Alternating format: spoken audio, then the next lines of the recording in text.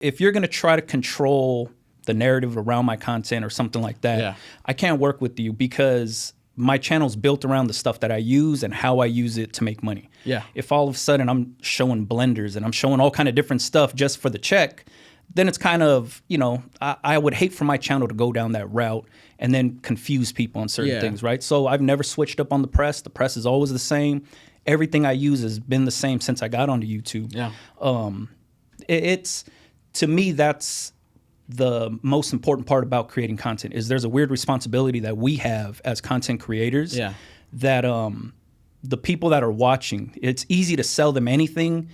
And it's very easy to get caught up in, I have affiliate links with all these other companies and this is what you should do. And I'm going to review all these presses. But I think you just confuse the viewer at that point, right? Yeah. Because now you're offering a million different things and then they're trying to figure out which one's the best for them. You know what I mean? And to me, I would hate for my channel to look like a NASCAR car where it's just a million different sponsors and stuff. You know what I mean? Yeah. Oh, for sure. Yeah. And I think it's that like authenticity and like keeping it simple. Like, hey, this works. Yeah. I would say if as an outsider looking in, I'd say that's a big part of why people just love you.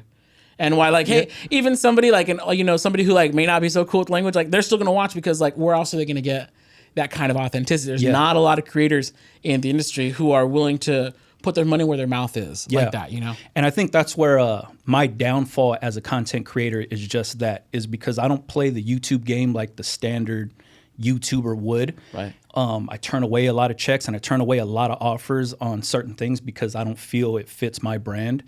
But at the same exact time, the viewer comes first to myself. And I would hate to confuse the viewer. I would hate to mislead the viewer in any way, because the viewer to me is the guy at home looking to make extra money, make more money, figure out how to do things on a tighter budget, right? I understand all these people can't be maxing out credit cards on this stuff. Right. So I tell them, don't max out the credit cards. Don't take out these loans and just get it from your day job money. Save up, buy it. And then at that point, if they're still willing to listen, then the information shared on my channel will help them out. If they don't want to listen to that, maybe the information on my channel isn't for them. You know what I mean? Yeah.